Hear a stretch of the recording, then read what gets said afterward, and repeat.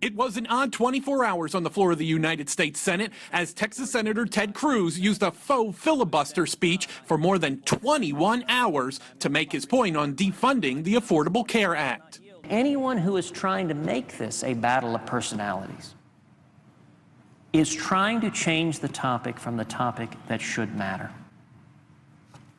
Whether or not Obamacare is helping the American people. Mr. President, if you focus on the substance, the evidence overwhelming. This law is a train wreck. At times, Cruz went off topic during his nonstop monologue, like when he read his kids a bedtime story. I do not like them, Sam I am. I do not like green eggs and ham. Congressional reporter for Politico, Ginger Gibson, tells me what Cruz didn't sit well with GOP leaders in the Senate or his House colleagues either. There's been pressure from both sides, disagreements, and they're not all on the same page. They haven't all arrived at where they should be in terms of dealing with his tactics.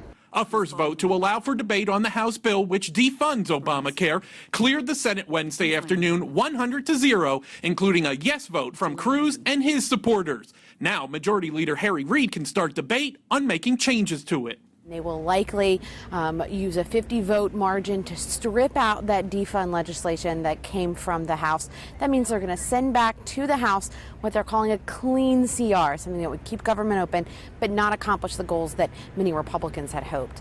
That process must clear 2 procedural votes by a 60-vote margin to then arrive at a final vote that would allow Senate Democrats to send the bill back to the House. But then it's not clear that John Boehner has the votes in his caucus to pass a clean CR.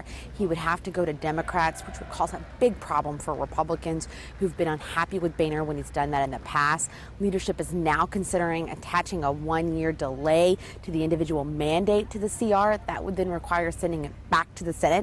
And that begs the question, is there enough time before the October 1st deadline? There's still time for them to come together, come to an agreement, and avert the shutdown. If we're standing here on Sunday and the Senate still hasn't passed it and the House doesn't have a pathway to get a clean CR out of their chamber, that's when I would start worrying about a shutdown.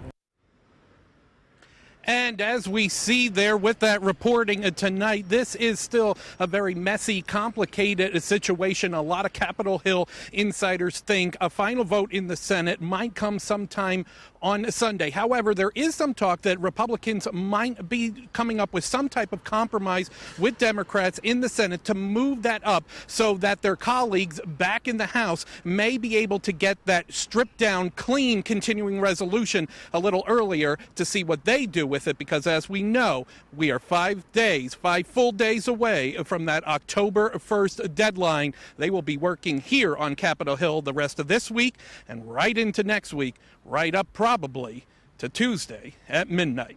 Logan? All right, sounds like they will be keeping you busy as well. Ebru's Kyle Schmoyer reporting live from Washington, D.C.